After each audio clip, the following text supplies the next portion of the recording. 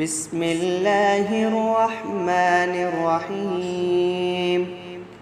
پڑھتا ہوں اللہ کا نام لے کر جو بڑا مہربان نہایت رحم والا ہے۔ سبح اسم ربک الاعلی الذی خلق فسوی والذی قدر فہدی والذی اخرج المرعی فجعله غثاء احوى۔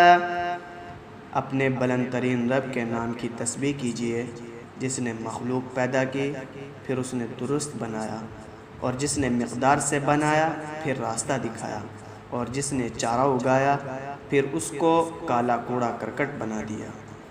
سنقرئک فلا تنسى إلا ما شاء الله إنه يعلم الجهر وما يخفى۔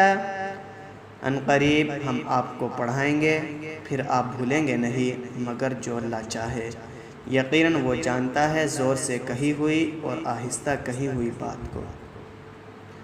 وَنُيَسِّرُكَ لِلْيُسْرَى فَذَكِّرْ إِن نَّفَعَتِ الذِّكْرَى سَيَذَّكَّرُ مَن يَخْشَىٰ وَيَتَجَنَّبُهَا الْأَشْقَى الَّذِي يَصْلَى النَّارَ الْكُبْرَىٰ ثُمَّ لَا يَمُوتُ فِيهَا وَلَا يَحْيَىٰ۔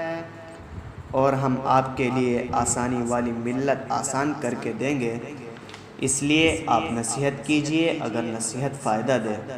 ان قریب نصیحت حاصل کرے گا وہ شخص جو ڈرے گا، اور اس سے دور رہے گا وہ بدبخت جو بڑی آگ میں داخل ہوگا، پھر وہ اس میں نہ مرے گا نہ جیے گا۔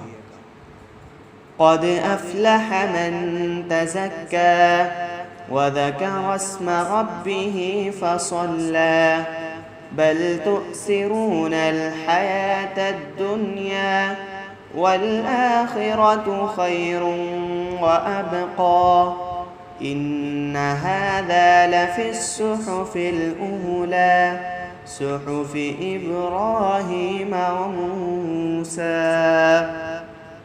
یقیناً کامیاب ہے وہ شخص جس نے تزکیہ کیا اور اپنے رب کا نام لیا پھر نماز پڑھی، بلکہ تم دنیاوی زندگی کو ترجیح دیتے ہو، حالانکہ آخرت بہتر ہے اور زیادہ باقی رہنے والی ہے۔ بے شک البتہ یہی پہلے صحیفوں میں ہے، ابراہیم علیہ السلام اور موسیٰ علیہ السلام کے صحیفوں میں ہے۔